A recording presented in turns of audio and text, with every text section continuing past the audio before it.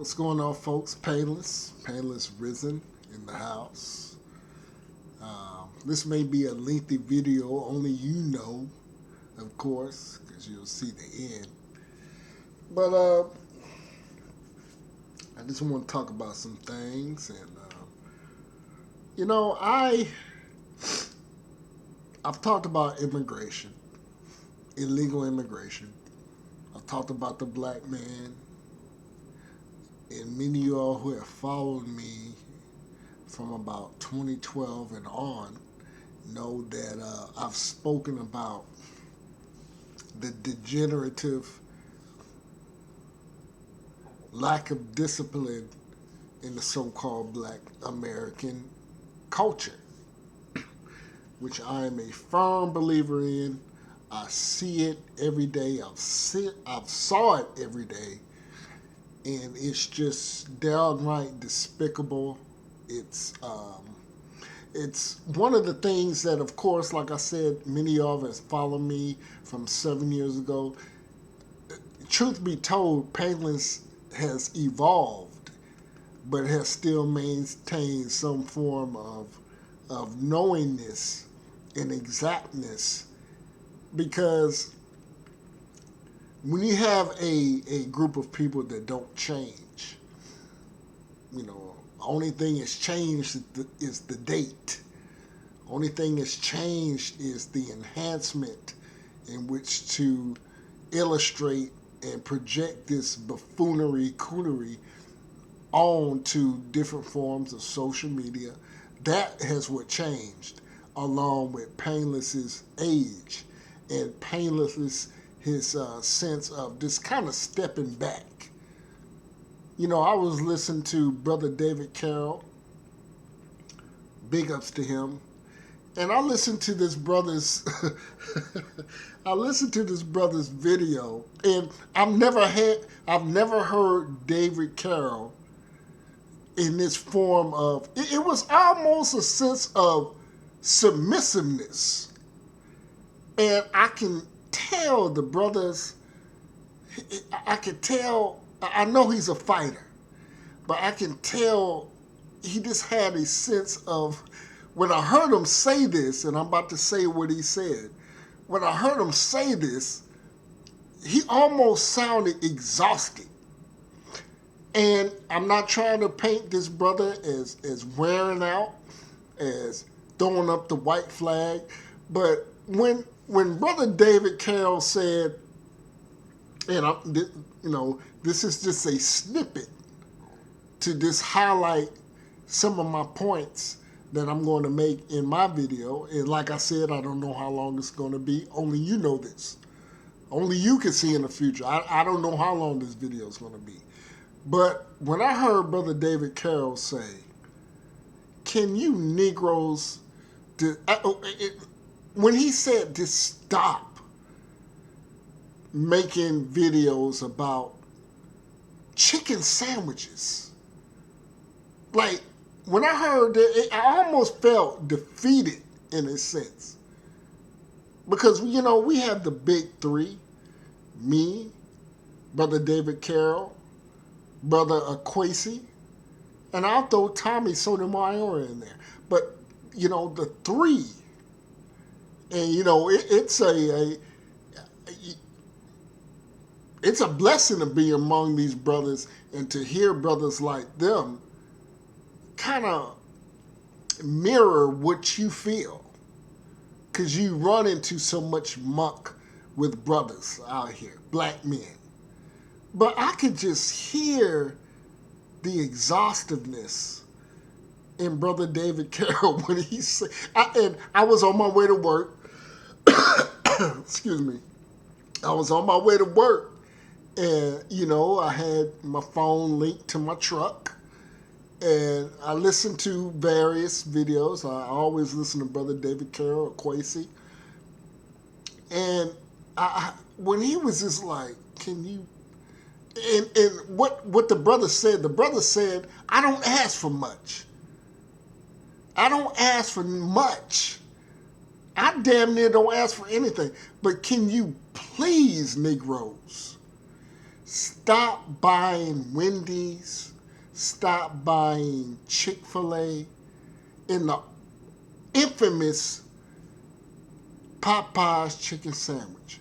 And sitting down and critiquing a sandwich. And do you know how much, I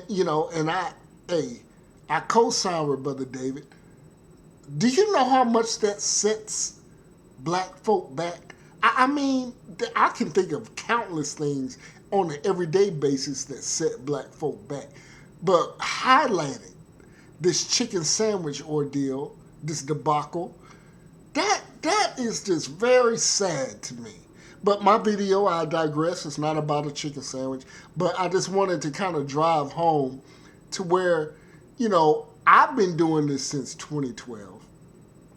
And I feel like I'm on a hamster wheel. I don't know how old Brother David Carroll is. I know he's older than I am. So he's seen more things than I have. He has more understanding and dealings and knowledge and wisdom with the Negro than I do. But nevertheless, we're on the same accord. So it's I just wanted to point that out. But let me jump into what, the point is of my video in doing this. I had an opportunity to see a spin-off show, in my opinion, of the Sons of Anarchy, which is the Mayans. It's on Fox, FX. And if you watch any shows like that, like I've been a viewer of Sons of Anarchy. I watch Snowfall. Those shows interest me, despite they entertain me. Okay, and now I've watched the first episode of the Mayans, which to me seems like a spin-off of Sons of Anarchy. The one percenters, the West Coast Hells Angels type guys, bikers who don't allow black men but will allow Hispanics, Asians in, but not the black man. And I can imagine some of y'all know where I'm kind of going at.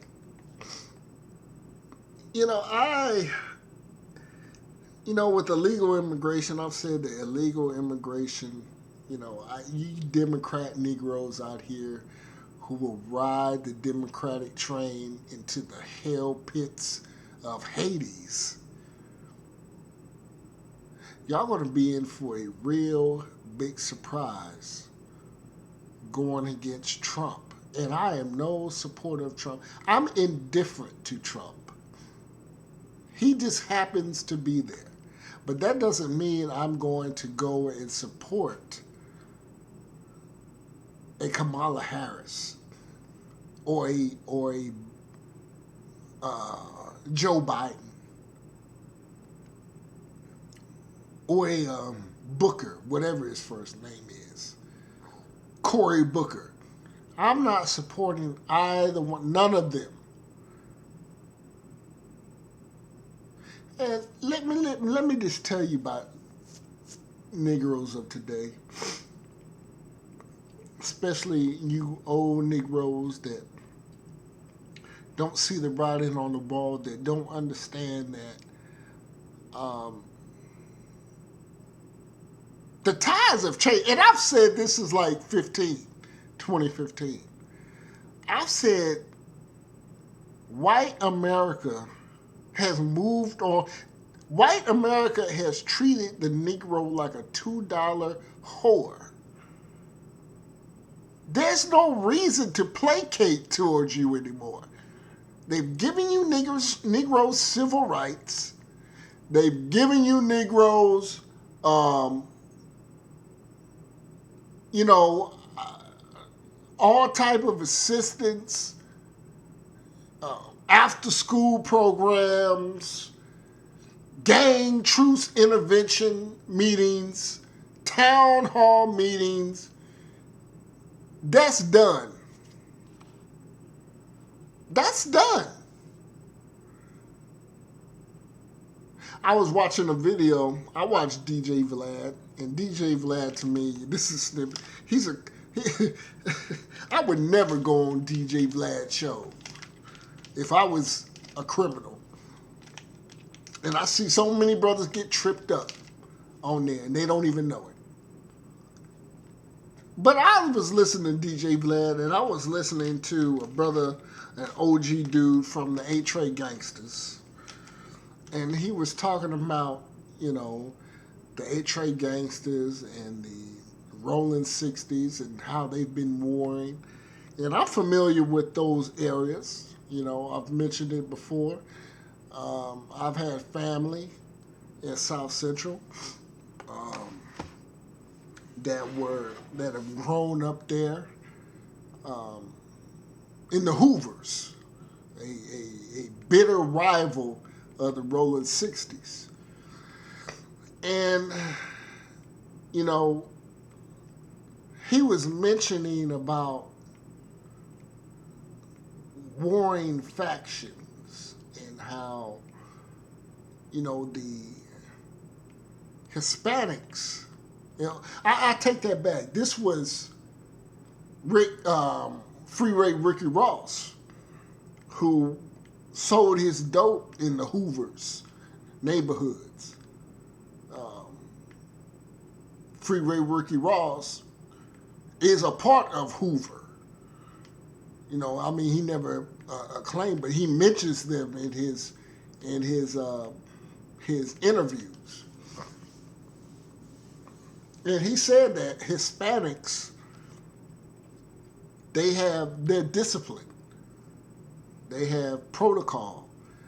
They have a mission, whereas us as blacks, we don't have that. And I've listened to interviews of guys who've been in the pens, the penitentiaries rather. It's a dude called Wes Watson, white dude, a Wood, as you will. I guess he would probably be under the Aryan Brotherhood umbrella. And for a lack of a better term, he would say that we don't mess with blacks. That the Hispanic, the South Sider Hispanic Mexican and whites would click up against blacks.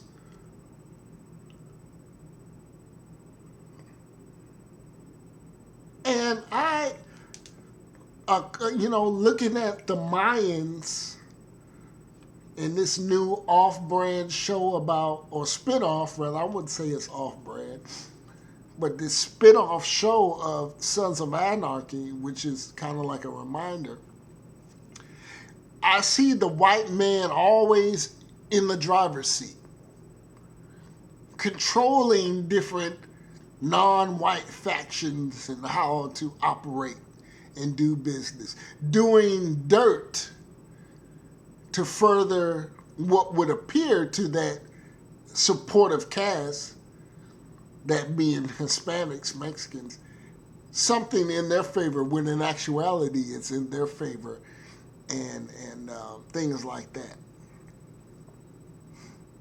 Well, where are you going with this, Painless? Well, I've said there's no brown and black unity. I'm not against brown people. I'm indifferent to brown people's plights. That's what I'm saying. And I did a video before where I said I'm more quote-unquote pro-black than many of y'all are, whatever the hell pro-black is. But for all intents of YouTube purposes, I'm more pro-black than you. See, the thing about a lot of you all, and I've called Farrakhan on this. I used to watch Farrakhan in Hawaii at 8 a.m. every Saturday morning to hear what this brother say. And all he had to talk about was us and brown brothers coming together and blase, blase, with, the white devil. And my thing is, if this devil, the white man, is so devil, if he's a devil, and most Negroes go to church 52 weeks out of the year, damn every week, why would I want a devil in control of my banking system?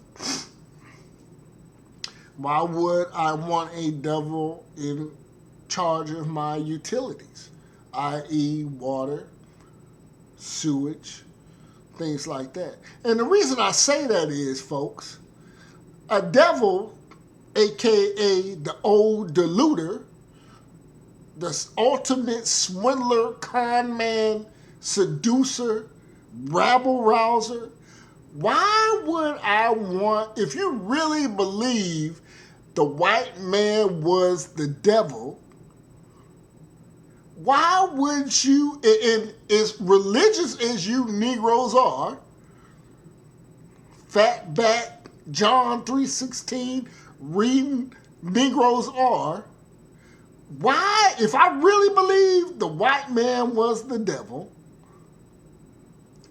why would I allow that? If I believe that the white man was the devil, which is bullshit because I don't believe there's no devil, why would I allow that?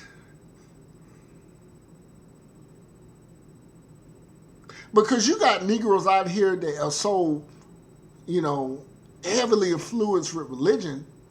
I'm going to tell you a story right here, and I'm going off on a tangent.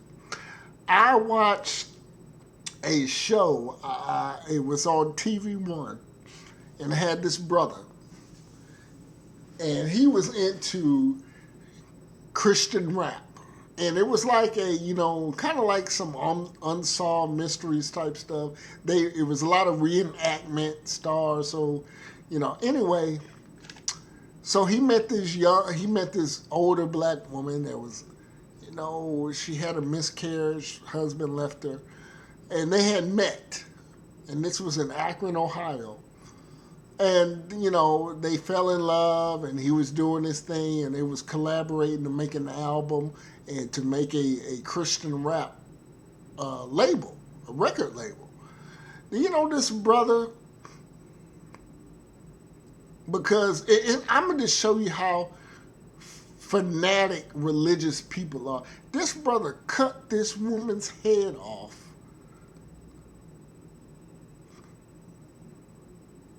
and put it in a mop bucket next to her. Now, this dude was into and they met at she was working a part-time job at a college, and so was he. And he thought, his reason behind doing this, he thought she poisoned him and that she was the devil. This is how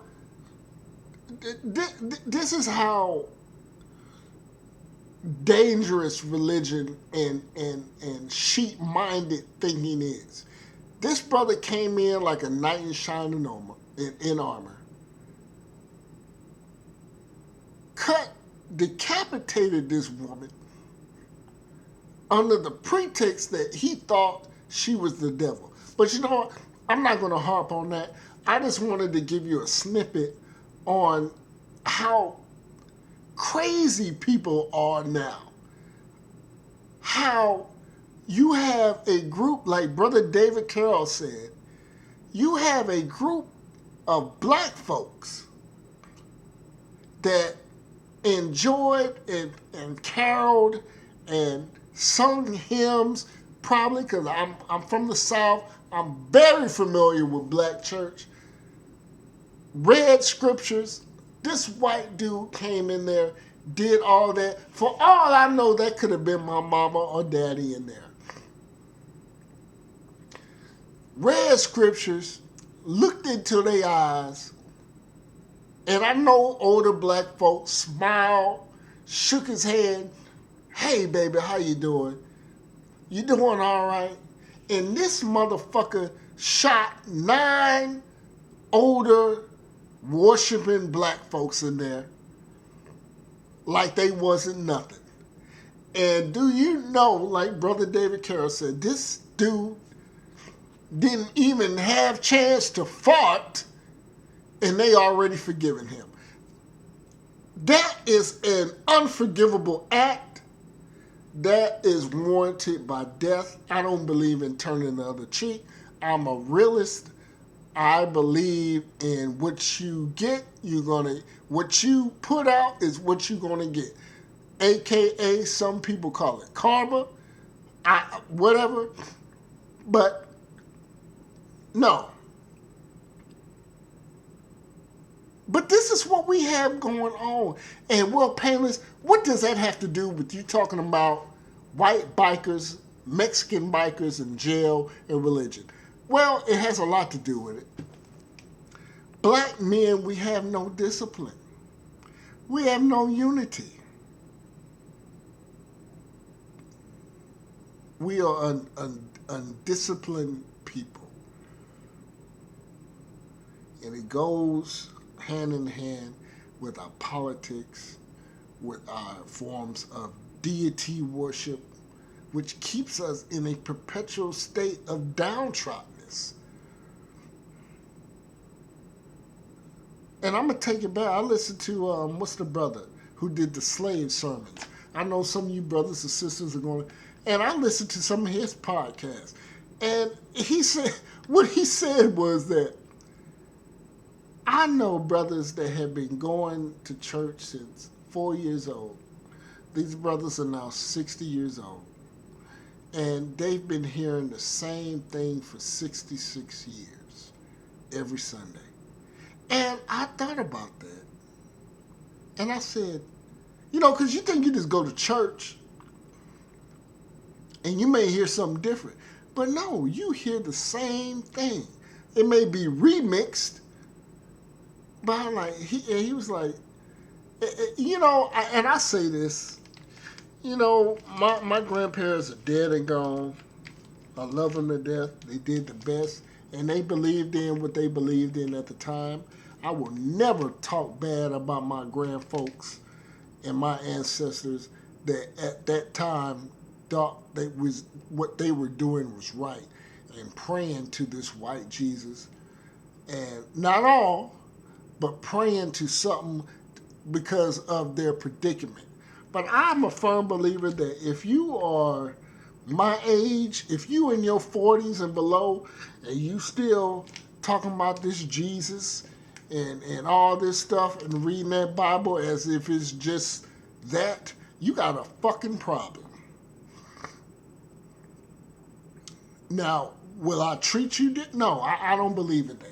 Because truth be told, 9 times out of 10, a quote-unquote believer is going to treat you bad. They're always going to show their hand. I let people believe what you want. But I tell you what, goddamn, you come to me talking that stuff, saying, I need to do this, oh, it's a wrap. You got to get this work verbally.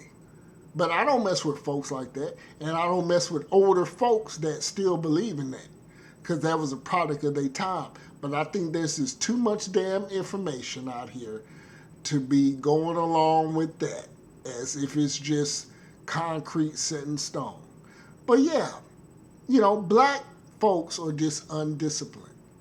And I was seeing, watching Mayans, I was seeing how, like I said, the white guy always drives the wheel, and how he's more willing to deal with Hispanics and Asians and others versus black men.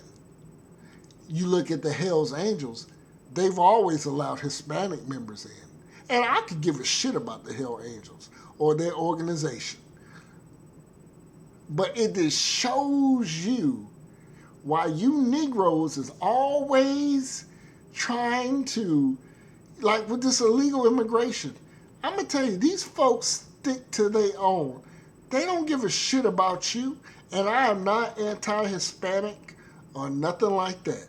I'm just saying that you got to read the writing, what's on the wall. And it goes all in conjunction with what I said about white America saying, we done with you Negroes.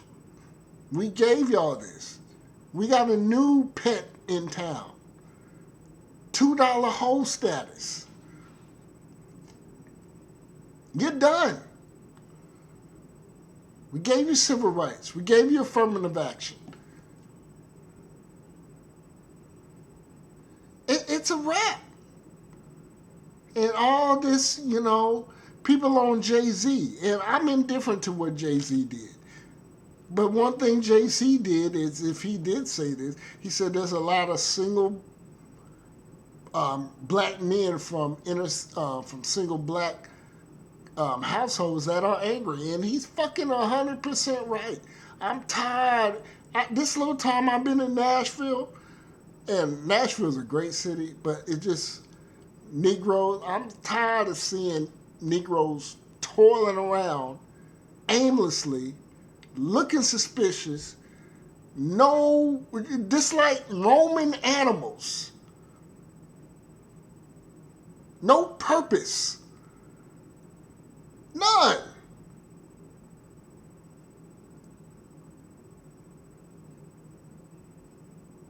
Weak.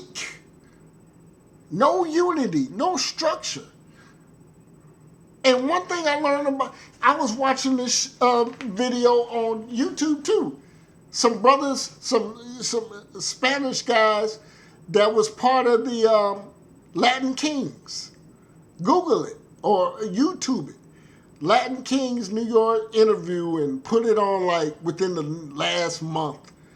And they was talking about how the Jamaicans used to pack shit out. And how they wasn't like that.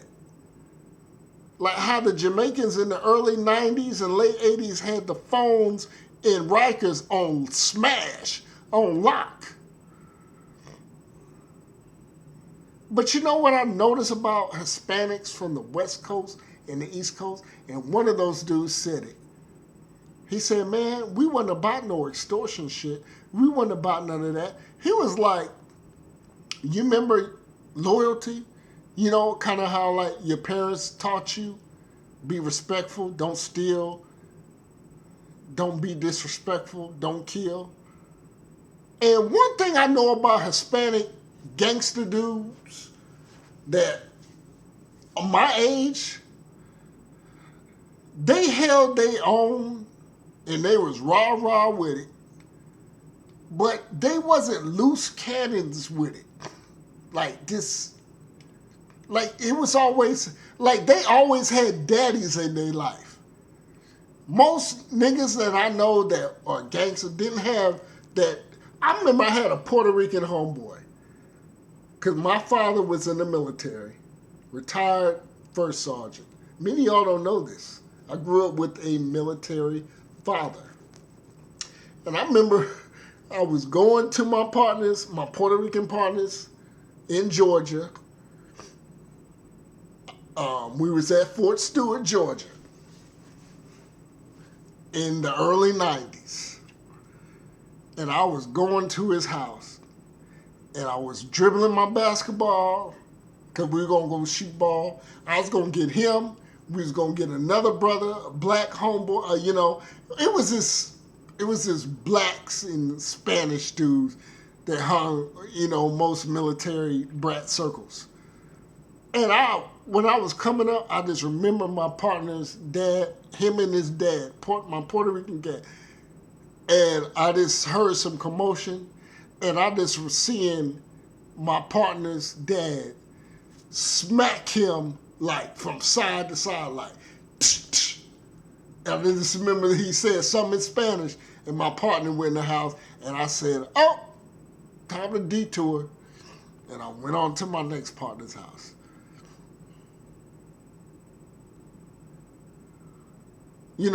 I mean, it's different. See, in America,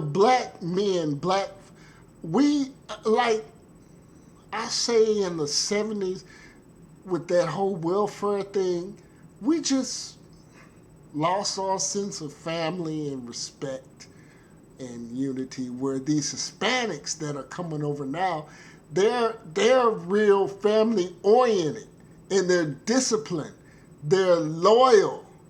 Black folks, we ain't got no fucking loyalty no more. And I believe this is why white gangs, white people, I mean, in America, there's still some sense of family with them. There really ain't no sense of family in black America. We have a degenerative culture.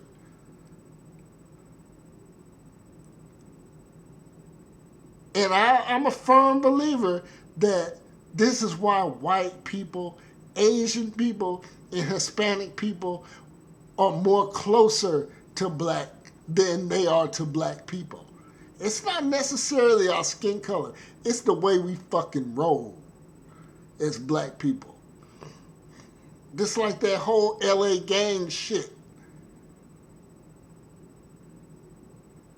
We fucked over a lot of people because of our, I believe it's our slave mentality of trying to get over. Well, you don't see that.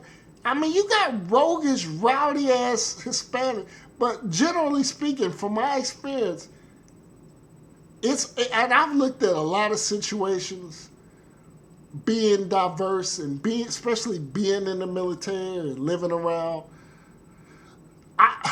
A lot of brothers that fucked over. 9 times out of 10, if some shit pop off, and I really get to know and analyze. 9 times out of 10, in my experience, it was a black dude or nigga that did some dirty dealings and shit got cracking. And that's just real. That's just hashtag facts. So, with that being said, you know, you got to have a sense of honor about yourself. You got to. And some of y'all, I mean, oh, Painless, you a coon, here you go. You still cooning. Well, you know what? Fuck you. See me. But you know I'm right because I've been around the world and I done seen this shit. You know, but I'm going to sign off. About to hit the bed. Chill. And that's what's up. Painless out.